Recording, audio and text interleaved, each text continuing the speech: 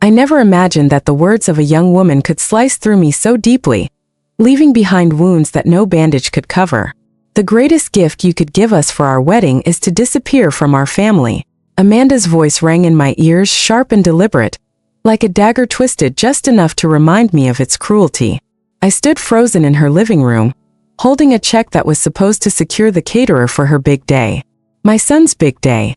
But instead of gratitude, I was being handed exile. The air seemed heavy around me, buzzing with bridesmaids' chatter and the florist giving last-minute instructions, yet all of it blurred into silence. The only sound I heard was the pounding of my heart and Amanda's words replaying again and again, each time sinking deeper. It wasn't always like this. I can still recall the first night Michael introduced Amanda to me. He was nervous, smoothing his hair, tugging at his shirt as if he were about to sit for a job interview rather than bring home the girl he loved. When she walked into my kitchen, she was warm, charming even. She laughed at his jokes, complimented my roast chicken, and offered to help with the dishes. That night, as I watched her laugh with Michael, I thought, maybe this is the woman who will become family. But family is not built in a single dinner. It is revealed slowly, in the countless ordinary moments that follow. And over time, Amanda's warmth cooled.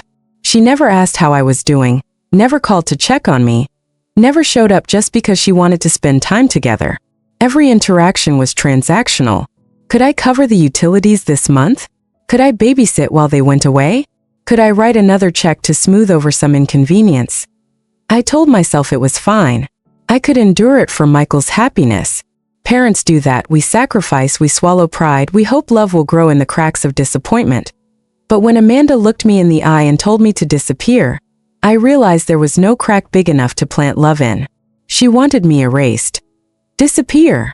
I had whispered that day, my voice trembling. Yes, she replied, her eyes hard.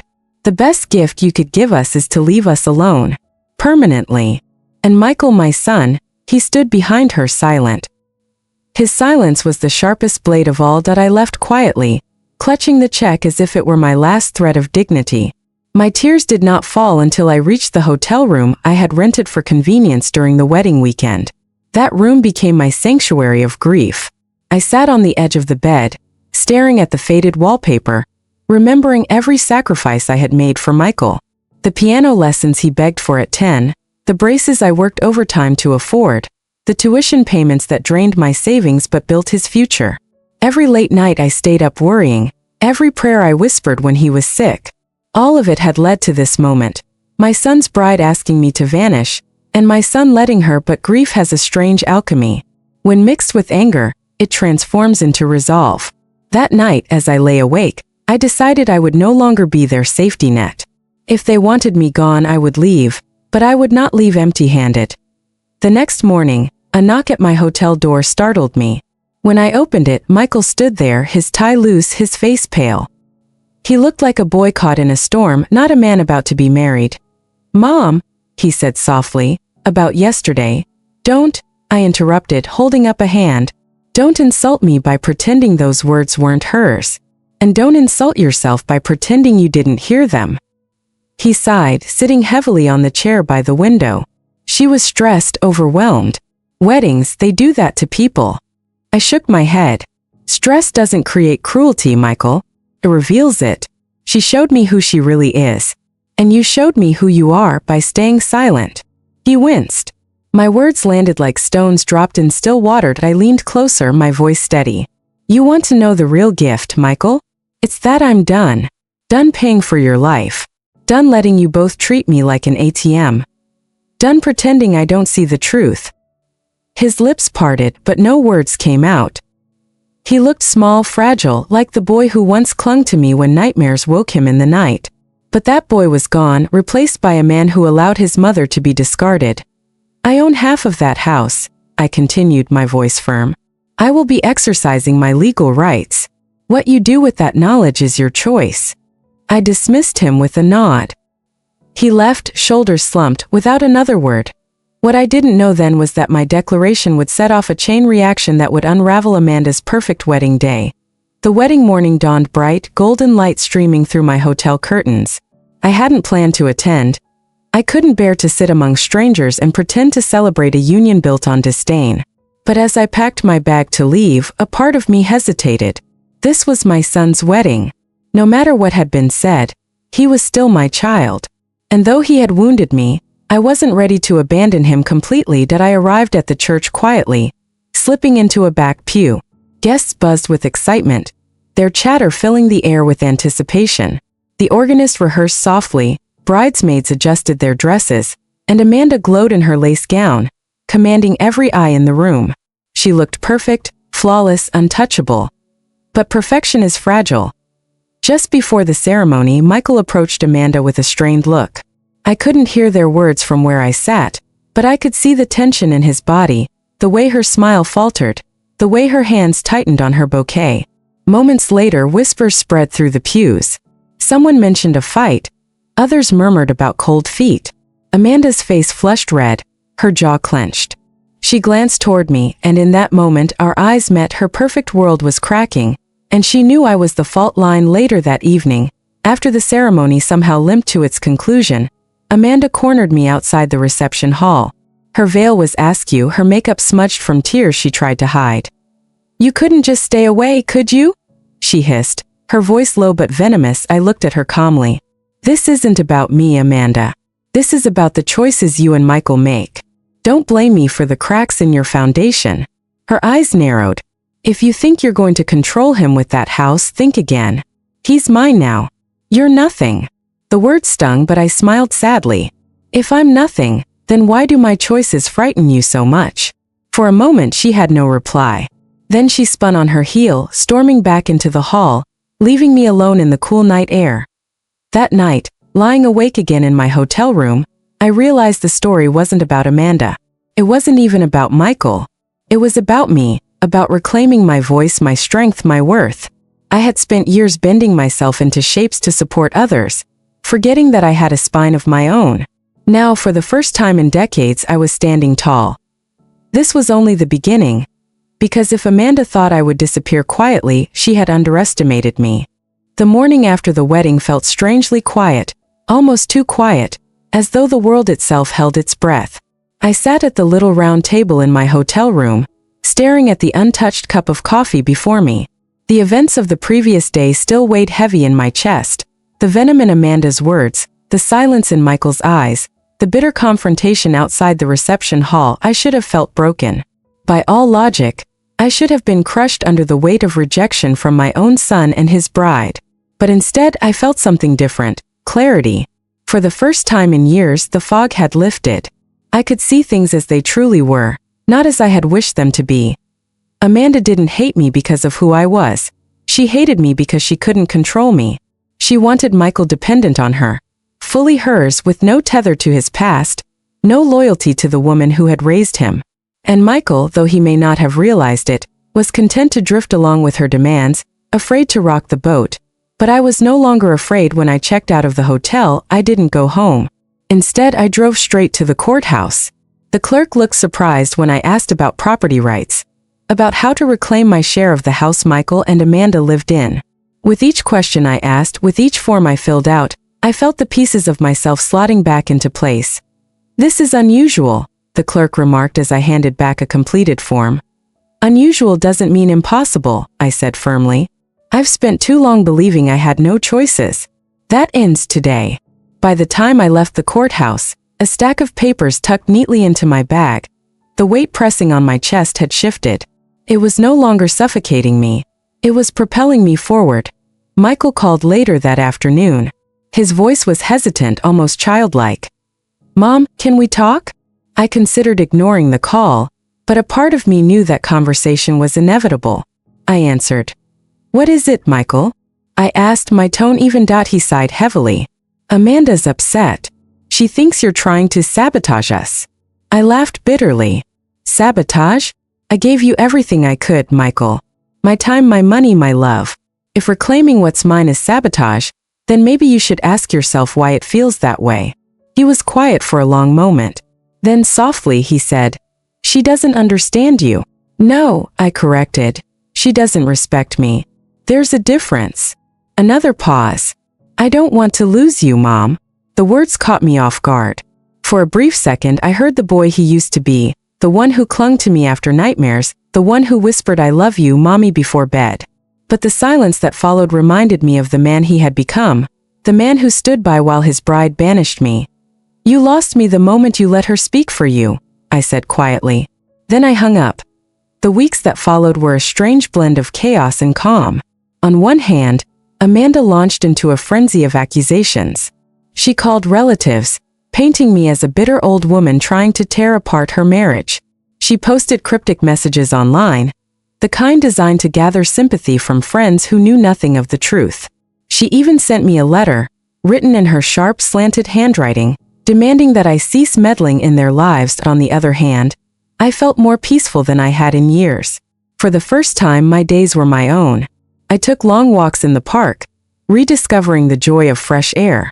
I pulled out my old sewing machine, stitching quilts that had long been abandoned. I even joined a book club at the library, where strangers welcomed me without judgment or expectation. But beneath that calm ran a steady current of steel. I had begun the legal process of reclaiming my half of the house. The attorney I hired, a sharp woman named Clara, guided me through the paperwork with precision. "You're making the right choice," she told me one afternoon, her pen scratching across the documents. "It's not about revenge. It's about respect. You built that foundation, and you have every right to stand on it." Her words bolstered me. Michael showed up at my doorstep one evening unannounced. His face was tired, his suit wrinkled, his eyes shadowed. "Mom," he said, almost pleading, "Amanda's threatening to leave me. She says if I don't cut ties with you, she's done." I stared at him, my heart aching but my spine unbending. "And what do you want, Michael?" He swallowed hard. "I don't want to choose." "But you already did," I said gently. "The moment you stayed silent, you chose. The moment you let her demean me, you chose. Now you have to live with the consequences." Tears welled in his eyes. For a flicker of a moment I saw remorse. But remorse without action is just decoration. "I'll always love you," I said softly. "But love isn't enough if it comes without respect." He left without another word, his shoulders hunched, his steps heavy. Amanda's fury only grew. She began sending messages not just to me but to my friends, my relatives, anyone who would listen. She painted me as controlling, manipulative, greedy. First I worried. I feared people would believe her. But something remarkable happened. People started reaching out to me, not with judgment but with compassion. "I know what it's like," one cousin confided. "I married someone like Amanda once. They always need someone else to be the villain." Her words stuck with me.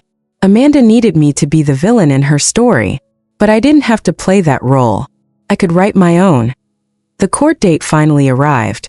I stood in the small wood-paneled room, my hands steady, my voice clear.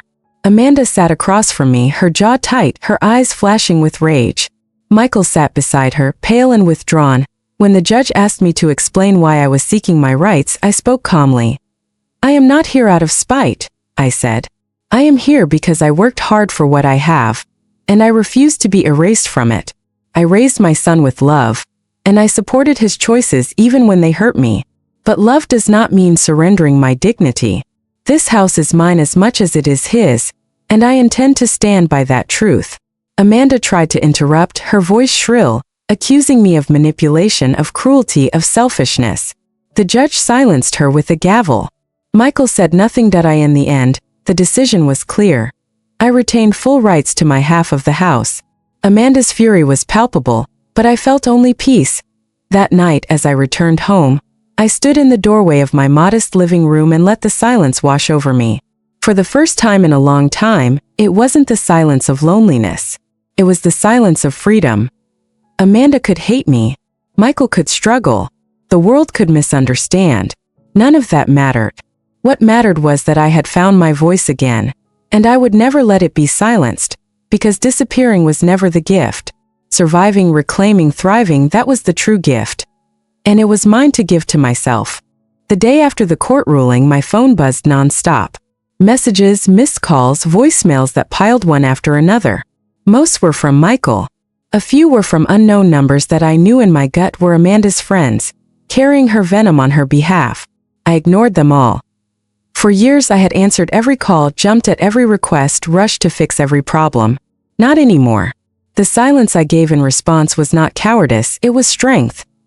Still, I couldn't pretend it didn't hurt.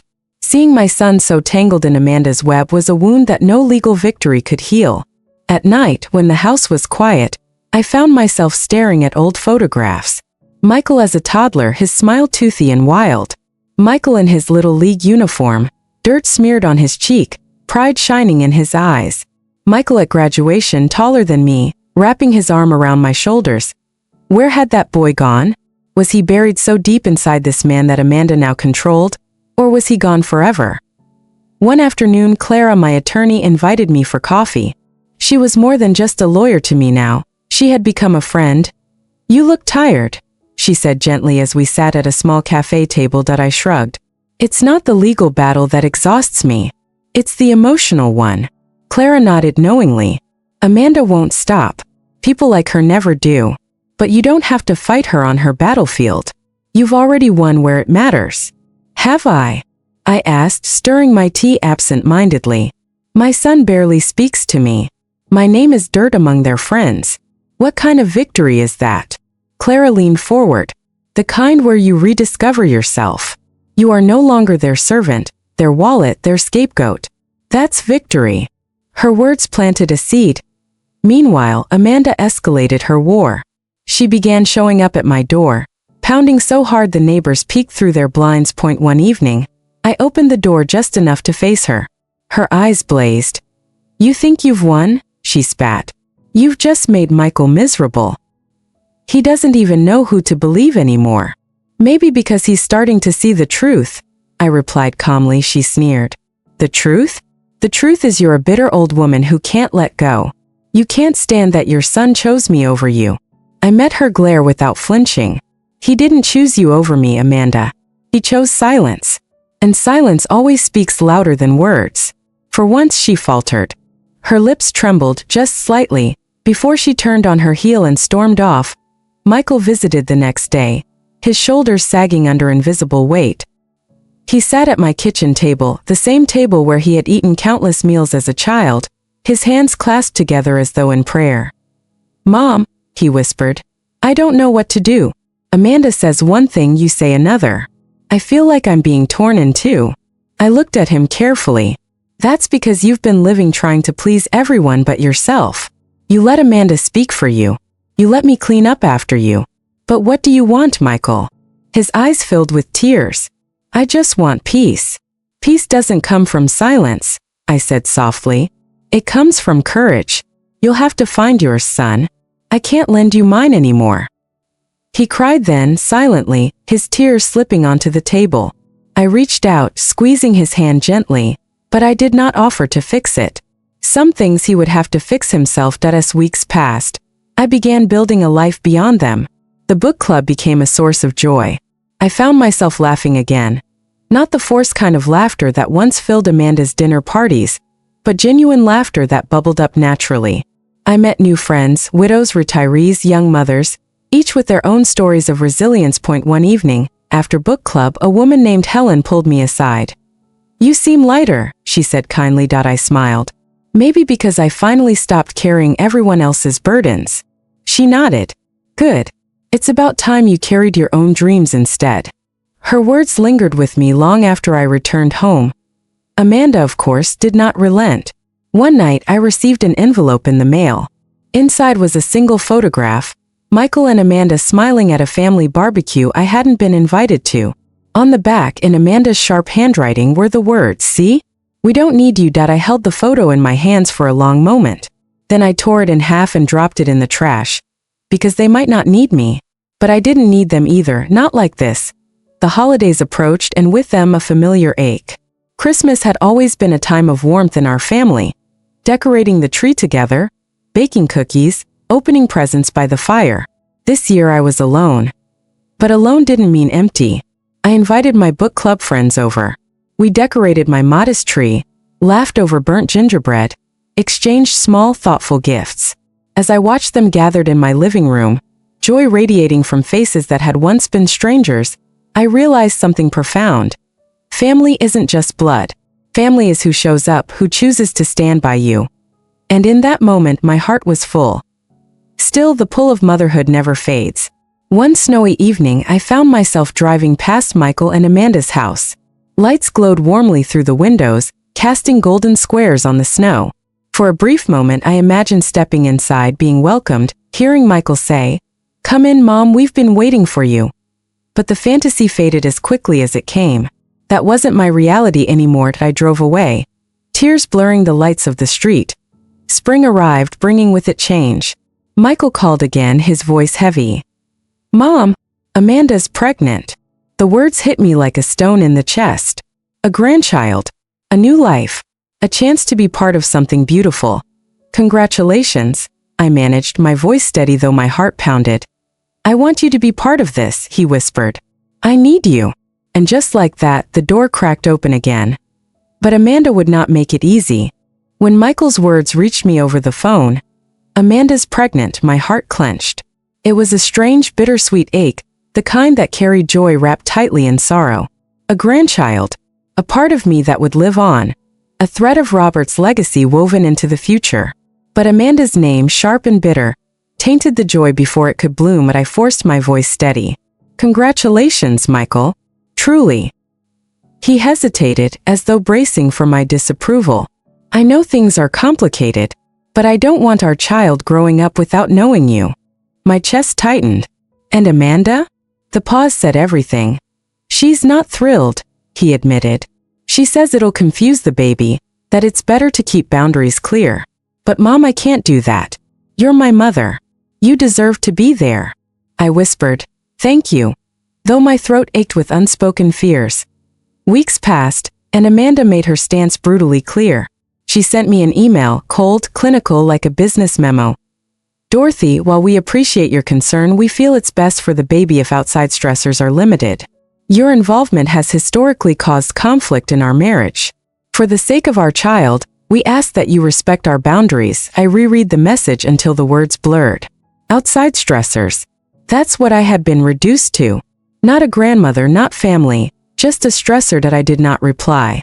Silence was sometimes the loudest answer. But Michael called late at night, whispering so quietly I had to strain to hear him. "Mom, I want you at the ultrasound," he said. "Does Amanda know?" I asked. He sighed. "No. She'd never allow it. But maybe you could just come, sit in the waiting room? At least you'd be close." It wasn't much, but it was something. So I went. I sat in that sterile waiting room, my hands folded tightly in my lap, as they disappeared behind closed doors. I didn't see the grainy black and white flicker of life, didn't hear the whoosh of a tiny heartbeat, but I was there, and that mattered to me.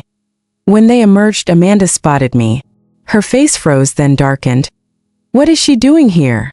she snapped. Michael stammered, but I stood calmly. "I came because I care. Nothing more." Amanda's eyes narrowed. "Don't mistake biology for entitlement. This is my child, not yours." The words sliced deep, but I swallowed the pain. "One day, Amanda, that child will ask about family. And when they do, I'll be here, ready to answer."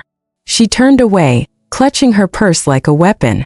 Michael gave me a fleeting, guilty glance before following her to home.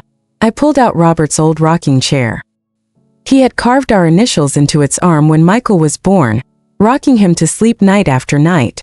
My hands traced the grooves, the worn wood smooth from decades of use. A grandchild was coming, whether Amanda wanted me near or not. And I would be ready. As Amanda's pregnancy progressed, so did her attempts to erase me. She threw a baby shower lavish with catered food, pastel balloons, and an ice sculpture shaped like a stork. I wasn't invited. I only learned about it through social media photos that mutual acquaintances forwarded with pity. Michael looked uncomfortable in every picture, his smile strained, his eyes darting to the side as though searching for an exit. Amanda glowed, reveling in her power, surrounded by women who praised her nursery design and cooed over tiny onesies. I sat at home with my knitting needles, working on a blanket the color of spring grass. Every stitch carried my love, my hope, my stubborn refusal to be erased. One evening, Michael showed up unannounced. He dropped onto my couch, his head in his hands. "I don't know how much more of this I can take," he muttered. "What's happening?" I asked softly. "She wants to name the baby without my input. She controls every detail, the crib, the daycare, the doctor." And she says if you're involved at all, she'll cut me off from the baby too. I reached out, placing a hand on his shoulder. Michael, you're going to have to make a choice. Not between Amanda and me. Between fear and courage. He looked up, eyes red. What if I lose everything? You won't lose everything, I whispered. But if you let her dictate every aspect of your life, you'll lose yourself. And that's worse. Amanda went into labor on a stormy night in early autumn. The rain battered the windows as Michael's frantic voice rang through my phone. She's at the hospital. It's happening. My heart leapt. Do you want me there? Yes. Please, Mom. I need you. I rushed to the hospital, my umbrella flipping uselessly in the wind. When I arrived, Amanda's mother was already there, commanding nurses, rearranging chairs, barking orders. Amanda, pale and sweating, barely glanced at me before snapping. She can't be here. I don't want her here. Michael, torn between wife and mother, looked at me helplessly. I straightened my shoulders. I'll wait outside. Hours passed. I sat in the dim corridor, listening to the storm outside, imagining the tiny cry that would mark the arrival of new life. Finally, at dawn, Michael emerged, his face glowing with exhaustion and awe. It's a girl, he whispered. Tears filled my eyes. A girl. She's beautiful, Mom. Perfect. Can I see her? I asked. His joy faltered. Amanda's not ready. She says only immediate family right now. I laughed bitterly. And what am I? He winced. Please just give her time. I turned away, the ache in my chest unbearable. Days later, Michael sent me a photo. A tiny bundle wrapped in pink, her face scrunched, eyes closed. My granddaughter. My heart swelled and broke all at once. I printed the photo, framed it, and set it on my nightstand. Every morning I greeted her. Good morning, little one. Grandma loves you. Because love doesn't need permission. But Amanda's campaign continued. She told neighbors I was unstable. She told friends I was manipulative. She even hinted that I had financial motives, that I wanted control over the baby's inheritance. Lies spread like wildfire, and soon whispers followed me in grocery store aisles and church pews. I held my head high. Let them whisper. I knew the truth. And I knew one day my granddaughter would too. The breaking point came on Christmas Eve. Michael invited me secretly, promising Amanda wouldn't object if I kept it low-key. I arrived with gifts, simple ones, thoughtful ones. A stuffed rabbit for the baby, a cookbook for Michael, a delicate necklace for Amanda. Amanda opened the necklace, her lips curling. This is cheap, she muttered, not even trying to hide it. Michael shot her a warning glance, but she ignored him. Then she turned to me, her voice sharp. I told you before, you're not welcome in this family. I don't know how many ways I have to say it. Michael froze, torn again. The baby gurgled in her crib. Innocent and unaware of the storm around her, I stood slowly, my heart pounding. I'm not going to beg anymore. I'm not going to fight anymore. But remember this, Amanda. Love can't be erased. You can ban me from your home, you can poison my name, but you cannot erase the blood that runs in that child's veins. I am her grandmother. And one day she will know me. The room fell silent. Even Amanda's mother looked uneasy. Michael's face was pale, his jaw tight. I placed the stuffed rabbit gently beside the crib. Then I walked out into the cold night, snowflakes stinging my cheeks like tiny sparks of fire. And though my heart ached, I felt something fierce rising within me. Not defeat, not despair, but resolve. This was not the end of my story. The winter after my granddaughter's birth was the longest of my life. Snow piled high outside my window, burying the garden beds Robert and I once tended together. Inside, the house felt emptier than ever, except for the photo on my nightstand. That picture of a newborn swaddled in pink had become both my comfort and my torment. Every morning I greeted her. Good morning, little one. Grandma loves you. Every night I whispered, sweet dreams, baby girl. One day we'll meet properly. Amanda could block me from hospital rooms and holiday dinners, but she could not block my love. Months passed before I saw her in person. Michael arrived one Saturday, holding the baby in his arms. He looked exhausted, shadows under his eyes, but his smile when he placed her in my arms was radiant. She's perfect, I whispered, my throat tightening as I looked into her tiny face. She had Michael's eyes, Robert's nose, my mother's chin. Generations written in miniature. Amanda wasn't there, of course. Michael admitted she didn't know he had come. She'd never allow this, he said. But I couldn't stand it anymore. She deserves to know her grandmother. I rocked the baby gently, humming the lullaby Robert used to sing. For a few blissful hours the world felt whole again. But even joy carried the weight of fear, because I knew Amanda would find out. She always did. Sure enough, the next day my phone rang. Amanda's voice was icy. So you went behind my back. I didn't deny it. I helped my granddaughter. That's all. That's everything, she snapped. Don't you understand? I won't let you poison her the way you poisoned Michael. Poison? My voice shook with restrained fury. Loving someone isn't poison, Amanda. Controlling them is. She hung up without another word. Michael's visits became secret, stolen moments between shifts and arguments. Sometimes he brought the baby, sometimes he came alone, weighed down by guilt. She screams when Amanda leaves the room, he admitted one night.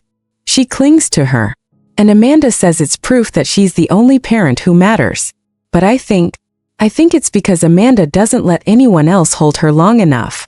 I listen, my heart aching. Michael, children learn love by receiving it from many. From fathers, from grandparents, from friends. Amanda's world is too small for that baby. Don't let her grow up believing love means isolation. He nodded, but I could see the fear in his eyes. He was trapped between two worlds. Amanda's demands and his own quiet longing for something gentler. By the time my granddaughter turned 1, Amanda had tightened her grip like a fist. Invitations to birthday parties never came. Updates were sparse. Photos were curated carefully to show only Amanda's version of motherhood. But Michael slipped me a photo now and then. A frosting-smeared smile, a first wobbly step. Each picture was a lifeline. I added them to the growing collage on my refrigerator, my private gallery of a little girl growing too fast. Neighbors noticed. Some whispered sympathy, others avoidance. One woman at church murmured, "It's a shame Amanda won't let you be part of her life." I smiled politely, though inside I burned. Shame was Amanda's weapon, but I refused to carry it. The turning point came the summer of her 2nd birthday.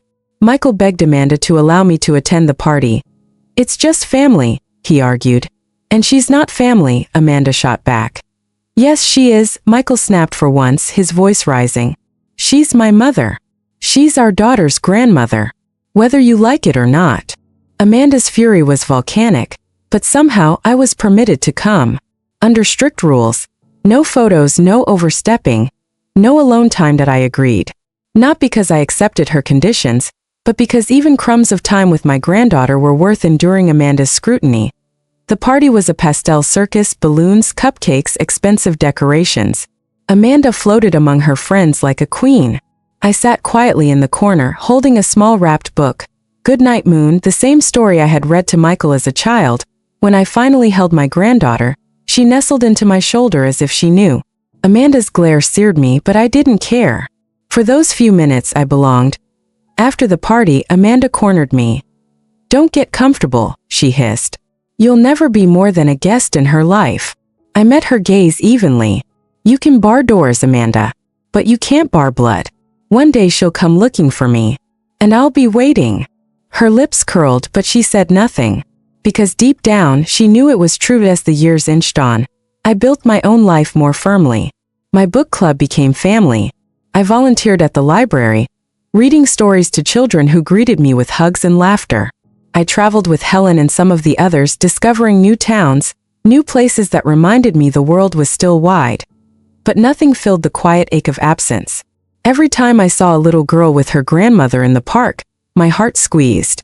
That should have been me. Still, I refused to let bitterness consume me. I would not let Amanda win by shrinking my world to pain. Instead, I grew. I laughed. I loved. I lived. And in doing so, I became stronger than I had ever been. When my granddaughter turned 4, something shifted. Michael called late one night, his voice trembling. "She asked about you," he whispered. My heart stopped. "What did she say?" "She saw a photo of you in my drawer." She pointed and asked, "Who's that lady?" And Amanda froze. She tried to change the subject, but our daughter kept asking. So I told her the truth. I said, That's Grandma. She loves you very much. Tears blurred my vision. And what did she say? Michael's voice broke. She smiled. She said, I want to see Grandma. The words cracked open something inside me. After years of silence, erasure, battles, and bitterness, the child herself had spoken. Amanda, predictably, exploded when she found out. She screamed, accused, threatened to take the child and leave. But Michael stood firmer this time. She has a right to know her grandmother, he said. I won't lie to her anymore. Amanda's fury shook the walls, but for once, Michael didn't back down, and just like that, the balance shifted. The first time my granddaughter visited my home, she ran her little fingers across the framed photos on my mantel. Is that Daddy? She asked, pointing at a picture of Michael as a boy. Yes, I said, kneeling beside her. That's your daddy when he was your age. She giggled, eyes wide. He looks funny. I laughed with her, my heart soaring. Amanda had spent years trying to erase me, but here in my living room, surrounded by history she couldn't rewrite, my granddaughter was discovering her roots. And she was curious, hungry, ready. Amanda raged when she learned of these visits, but it was too late. The child's love was awakening, and Michael's courage was growing. I didn't need revenge.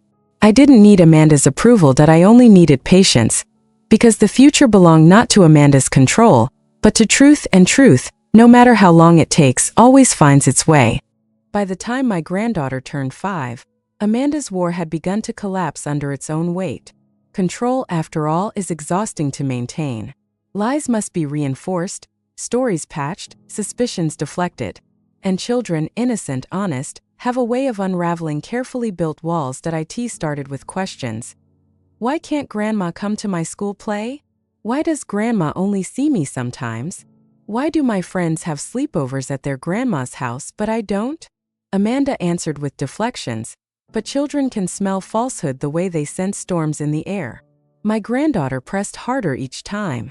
Michael told me later that Amanda's patience wore thin, her voice snapping sharper, her explanations turning brittle, and all the while, the child's love for me grew. One Saturday afternoon, Michael brought her to my house while Amanda attended some social event.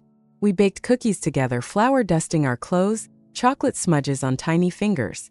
She climbed onto my lap as I read her goodnight moon, just as I once had with Michael.